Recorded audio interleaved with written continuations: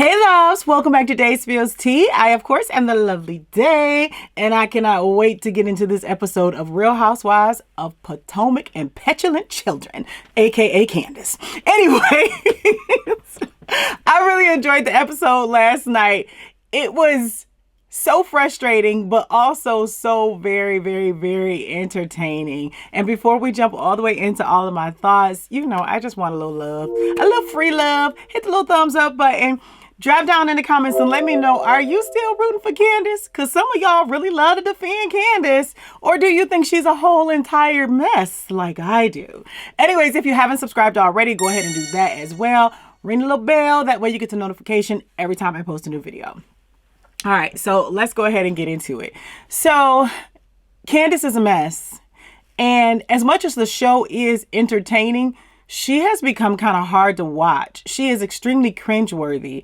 She needs help, like, quite frankly. And I believe, if I remember correctly, her mom is a therapist, right? Or a counselor of some sort. Or I think she was like flat out a psychologist. And I would hope that she's encouraging her to get some help, but it doesn't appear that way. It seems like everybody just kind of throughout her life has allowed her to just be this monster, this little spoiled brat, and to just act a plum fool. So the episode picks up on the fight with Mia, where Mia tossed the salad.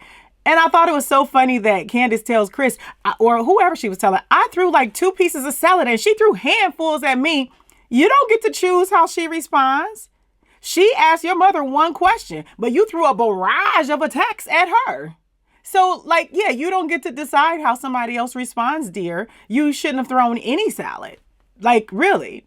So anyways, Candice feels like she's giving it to Mia. I don't know if you all saw the Bravo after shows last week. She was talking about, so I gave her what she was looking for. She got what I had to give and all of this. No, honey, we're watching the episode. You're the one in tears. Mia went and cried later about her mom, but the altercation itself, you're the one standing there screaming and hollering, I'm going to respond. And you're all crying and you're a mess. And so I think that the reason she's crying, though, because Mia ain't did nothing to her to bring her to tears. Let's be very, very clear. Okay. Mia was nosy and messy and asked her mama a question. She ain't did nothing so horrible to this child for her to be screaming and hollering like this, throwing salad and crying. Okay. The reason Candice is crying is because every time she's acted a plum fool in the past, everybody else has had her back.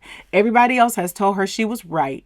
Nobody has told her you're acting a plum fool. And so now that the ladies are telling her you're wrong and trying to make her understand Mia's mom's plight, now all of a sudden she feels attacked. She feels very, very, very attacked and alone, and she's crying about it. So the square tissues are back. We missed you, tissues. Anyways, that whole scene was very, very cringeworthy. So Mia is like, okay, I'm leaving. I'm not about to do this. Of course, Wendy, as the host, she doesn't want one of her guests to leave all upset and angry like that. So she talks to her. Wendy, Karen, and Mia sit and talk. And then Mia did become emotional because she doesn't want her mom to relapse. And she doesn't really know quite what it would take for her mom to relapse. And when she made the statement that her mom says there's not a day that goes by where she doesn't think about getting high, that's so powerful. Most of us will never understand what it's like to have something pulling at you so intensely like that, knowing that it very, very, very likely will destroy your life. So I completely get why Mia would become emotional. Again, Mia should not have asked her mama anything, but how did it get to all of this? It got to all of this because Candice came ready to fight. She just came wanting to poke and prod and fight. And she kept saying that if Mia's going to say this to me, then I'm going to respond. Mia wasn't doing nothing to you. Mia tried to come to this trip and have fun. She might be lying and stuff like that sometimes, but Mia is not there trying to cause trouble. Mia was on that trip, in my opinion, very clearly just trying to have fun. But Candice wanted to bring it to her because Candice was expecting for everybody to back her up. And that didn't happen this time. What else? And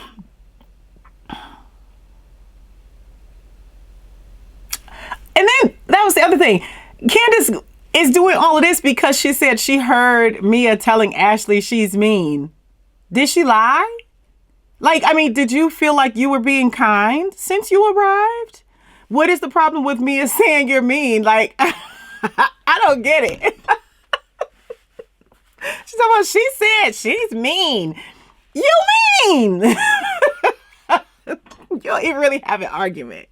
Anyway, so Candice is saying she breaks things, and that's what they do in the strip club. She's such a classist, and it was pissing me off last week because Escala and Candice were trying to make it sound like Mia is a classist. Yes, Mia be bragging real hard about her money and all of that kind of stuff, and it gets annoying. You know, it does. But especially when, you know, I always find that a lot of times people brag about their money and then they start saying numbers, and you be like, that's not as much as I even thought, so you should have kept that. Because when she said that 400,000, I was like, okay. Anyways, so she's upset because she said that Mia said she's mean, and that was just like so unnecessary. But Candice saying that that's what they do in the strip club and all of that. Candice, do you remember when Ashley mentioned your mother and you started banging the butter knife? It just so happened that the butter knife was metal and it didn't break. Same behavior. Were you raised in a strip club? Like, I don't understand. Everything she do can't be because she was a stripper at some point. Like, you could let that go. I really wish you would be more imaginative, because your fans seem to think that you are a great reader and they swear that you be knowing how to go off, but you really don't. You just keep on recycling the same mess, and it's not even funny.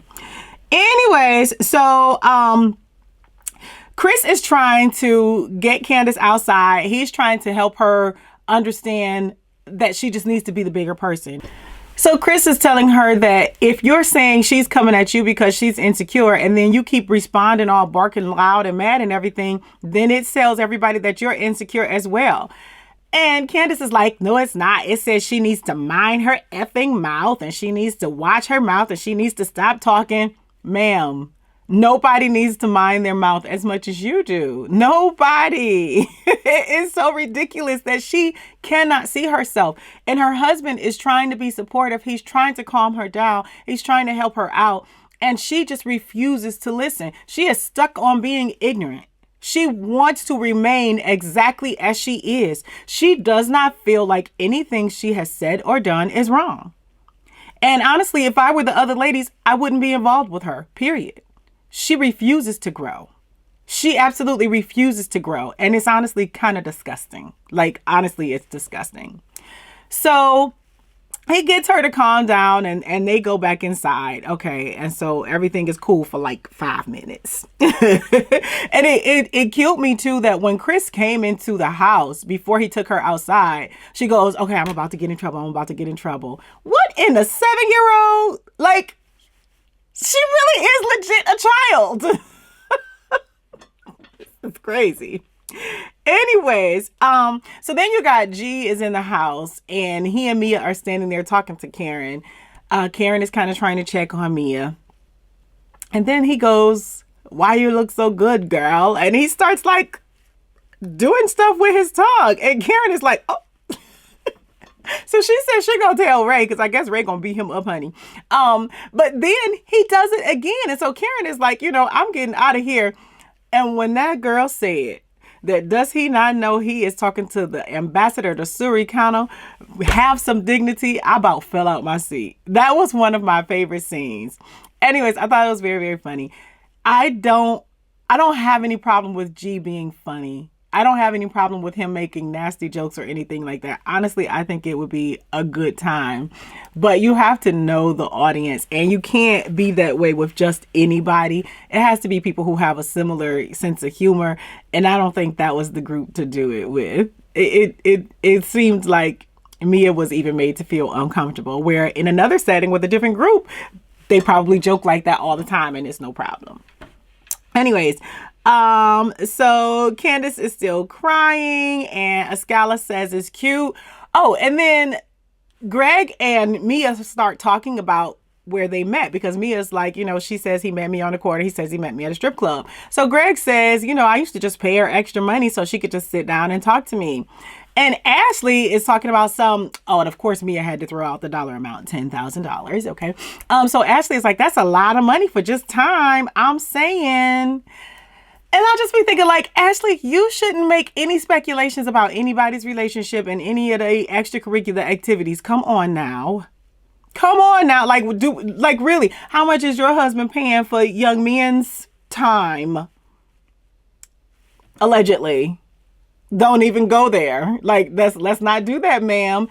And whatever happened to these advertisements Bravo was doing before the season started about Ashley being a boss? Where that at? Okay. Anyways, so poor Chris is out there cleaning up the salad. He's sweeping and everything, and he didn't make this mess. So I'm sure he's upset with that. He seems like he's getting sick of the BS. He takes an opportunity to congratulate Ashley on her second baby. And he's trying to be chill. He's trying to be cool. And Ashley brings up what Candice has said in the past. And I was just like, why? He's not Candice. He's his own person. And he's trying to be cool with you for this moment. That really, really irked me that she did that. Anyways, what happened next? So Karen is talking to Ashley. They talking about they ready to go home, and I don't blame them. Escala and who else came in the room? Maybe Robyn or something. Anyways, and so Karen is like, I could toss my salad at home, and I about fell out then too. She had no idea what that sounded like. So the ladies had to explain to her exactly what tossing salad means. And of course, she just about clutched her pearls. That was a good moment. It was like one of the more fun, calm moments without the screaming and yelling. Anyways, so Candice is telling Robyn and Gizelle about, so those two arrived. Candice is telling them about what happened. And the way she's telling them about the argument with Mia, you can just tell once again, she was proud of what she was doing. I tossed salad at her like, you need to eat. Feed your hoe or whatever. She's so proud of being ignorant. And it's never going to change because nobody's holding her accountable. Perhaps now maybe that she's feeling a little isolated from the other ladies because they're not supporting her BS anymore. Maybe at some point she will grow. But she was proud of what happened. She was proud of going in.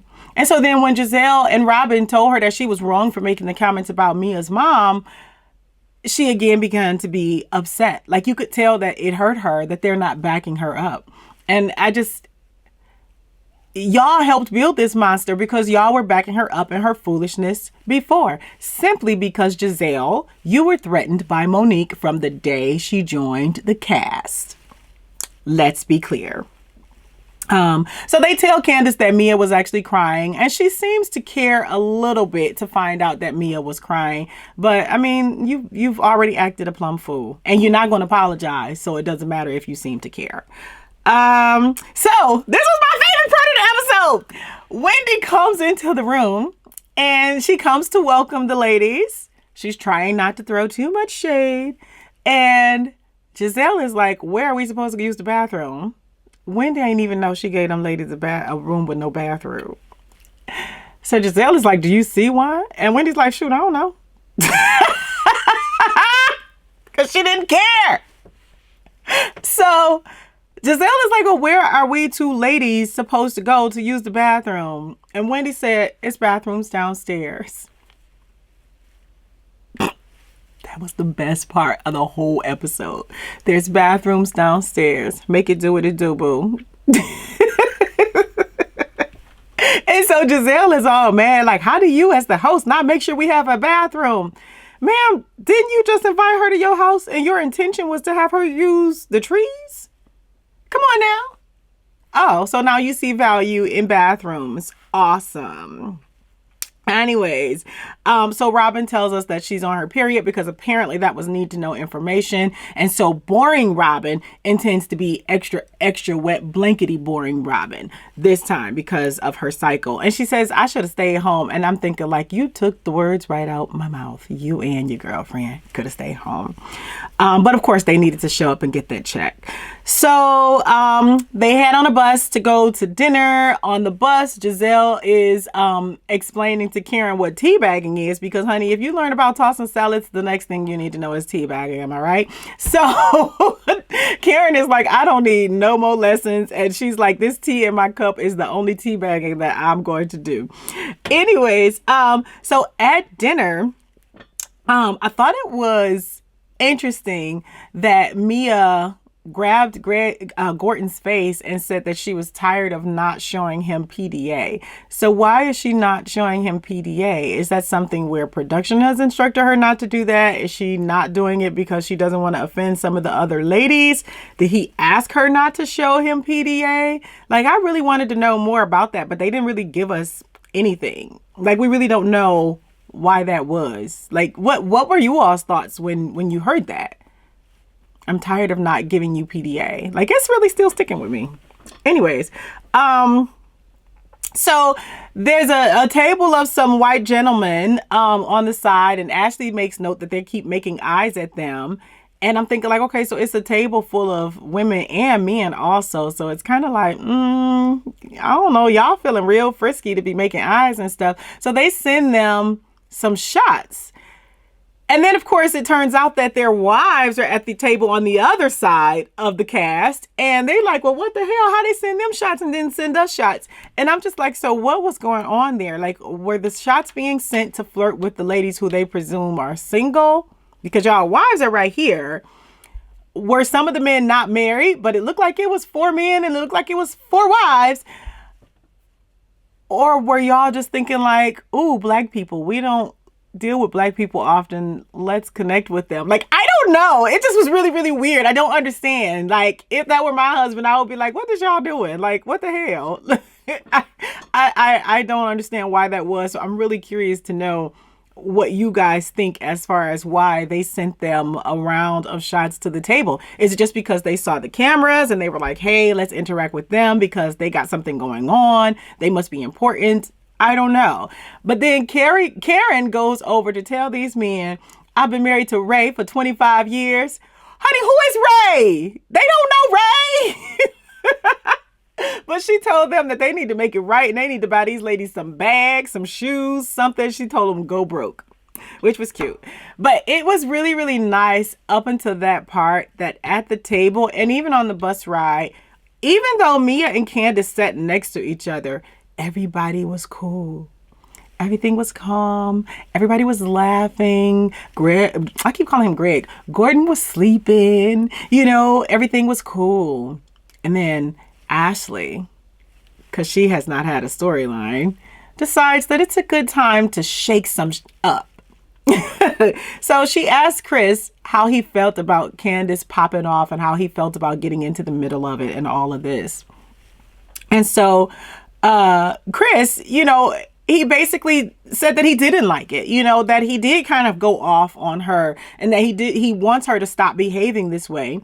And then he mentioned that he's cool with Gordon, even though Mia and Candice are going at it. And he wishes he could be cool with Michael. Okay, I feel like Chris is trying to be cool. Like, he's trying to stop the drama and just, like, get along. And then Ashley decides to speak on Michael's behalf and say, well, Michael has strong opinions about how you behave and Michael has this and this and that. And so she makes it into this thing that it didn't have to be. Then she starts talking about, because your wife said this and your wife that. So now Candice is in it. So now it's a whole fight all over again. Bye-bye peace. There simply cannot be peace.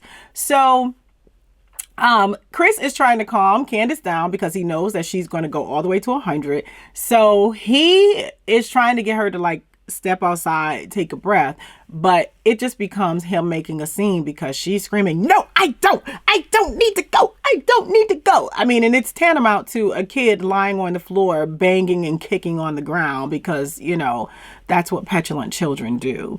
Anyway, so Chris is just like, okay, well, I'm leaving. And he must be very, very nice because my husband would have left and just not came back. He would not have been dealing with this foolishness at all. He is not about the drama. But he also would have been strong enough to pick my thick behind up and carry me out of that restaurant if he wanted to. But anyways, so Chris leaves and I don't blame him. And so while he's gone, you know, Candice is screaming and hollering. She's calling Ashley out her name. Ashley's called her out of her name. And she's talking about, she and Ashley are talking about the thing that happened with Monique last year. And Gizelle says, well, I'm not going to let her blame Ashley for what happened last year. And here's the thing. When Ashley made her statement last year, which let's make sure everybody understands, Ashley made a statement to keep Monique from going to jail, okay? Candice wanted that woman to leave her children. She even said out of her own mouth on one of the after shows that she deserves to go to jail and it's her own fault if she can't raise her kids. Ashley, as a friend to Monique, wrote a statement to her character, and yeah, probably against Candice's character, in order to keep Monique from doing jail time and being taken away from her family, because this heifer was popping off in her face and Monique decided to end it. Okay? Anyways, but last year, Gizelle, Robyn, Wendy, all of y'all tried to make Ashley feel like she was wrong for making that statement. And they even showed the clip where Wendy's talking about, you saw an opportunity to get back at her. No, she saw an opportunity to help her friend stay out of jail. Are you kidding me? Oh, but now this year, all of a sudden, since y'all got rid of Monique, because that was Giselle's master plan, since y'all got rid of Monique, now all of a sudden, Ashley wasn't wrong. And we're not going to blame Ashley for what happened last year. And now they all of a sudden on their high horses. Yeah, it doesn't look like Candice learned a thing. It doesn't look like she learned. We thought she learned from last year. Y'all ain't learned. Ooh, them women get on my nerves. Okay, where was I? So anyways, Dre is out there trying to, just check on Chris, and he's asking him, like, is this normal? Like, does it always escalate like this? And Chris is like, yes. And for the first time, you hear him not necessarily being supportive of Candice, because I felt like he's always enabled her to be just all about the BS. But this time, he sounds sick of it. He sounds sick of it. Tired of defending her. Tired of trying to intervene. Tired of breaking up fights. He sounds sick of it. And I don't blame him. So anyways, Candice does end up going back out to bring him back to the table.